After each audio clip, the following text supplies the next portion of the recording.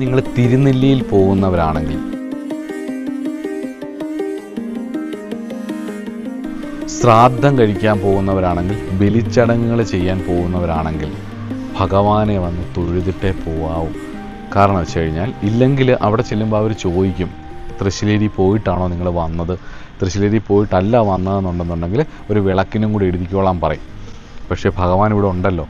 അപ്പോൾ തിരുനെല്ലി പോകുന്ന വഴിക്ക് തൃശ്ശിലേരി വന്ന് ഭഗവാന് വിളക്കും മാലയും നിവേദ്യവും സമർപ്പിച്ച ശേഷം വേണം തിരുനെല്ലിക്ക് പോകാൻ. എന്നാലേ ആ ശ്രാദ്ധകർമ്മം പൂർണ്ണമാവത്തുള്ളൂ, അല്ലെങ്കിൽ ആ ശ്രാദ്ധം ചെയ്തതിൻ്റെ ഫലം പൂർണ്ണമായിട്ട് നമുക്ക് കിട്ടത്തുള്ളൂ എന്നാണ് പറയുന്നത്.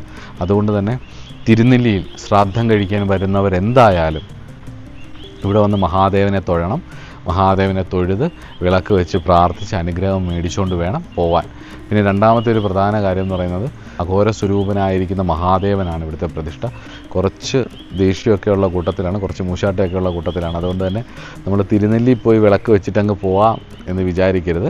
നിങ്ങളിവിടെ വന്ന് ഭഗവാനെ കണ്ട് തൊഴുത് പ്രാർത്ഥിച്ച് അനുഗ്രഹം മേടിച്ചുകൊണ്ട് വേണം തിരുനെല്ലിക്ക് പോകാൻ. അങ്ങനെ ചെയ്താൽ ഒരു വർഷം കൊണ്ട് തന്നെ നിങ്ങൾക്ക് ശ്രാദ്ധം കഴിഞ്ഞ് പോയി കുറച്ച് കാലം കഴിയുമ്പോൾ തന്നെ നിങ്ങൾക്ക് ജീവിതത്തിൽ ഉള്ളൊരു മാറ്റം അറിയാനും പറ്റും. ഇപ്പോൾ തിരുനെല്ലി പോകുമ്പം എന്തായാലും ശ്രാദ്ധം കഴിക്കാൻ പോകണമല്ലോ. അത് നമ്മുടെ വിശ്വാസമാണ്, നമ്മുടെ സംസ്കാരത്തിൻ്റെ ഭാഗമാണ്, നമ്മുടെ പൂർവികരുമായിട്ടുള്ള നമ്മുടെ പാരമ്പര്യമായിട്ടുള്ളൊരു കണക്ഷനും കൂടിയാണ്. നമ്മളത് ചില കാര്യങ്ങൾ ഓർത്തെടുക്കുകയും ചില സമർപ്പണവും ഒക്കെ ചെയ്യേണ്ട ഒരു കാര്യവും കൂടിയാണ് ശ്രാദ്ധം. അപ്പോൾ ആ സമയത്ത് ഇവിടെ വന്ന് അഘോര സ്വരൂപനായിരിക്കുന്ന തൃശ്ശിലേരി മഹാദേവനെ കണ്ടു തൊഴുത് പ്രാർത്ഥിച്ചിട്ട് വേണം നമുക്ക് തിരുനെല്ലിക്ക് പോകാൻ. അപ്പം എല്ലാവർക്കും ഭഗവാൻ അനുഗ്രഹം തരട്ടെ എന്ന് പ്രാർത്ഥിക്കുന്നു. എല്ലാവർക്കും ഇവിടെ വരാൻ കഴിയട്ടെ എന്ന് പ്രാർത്ഥിക്കുന്നു.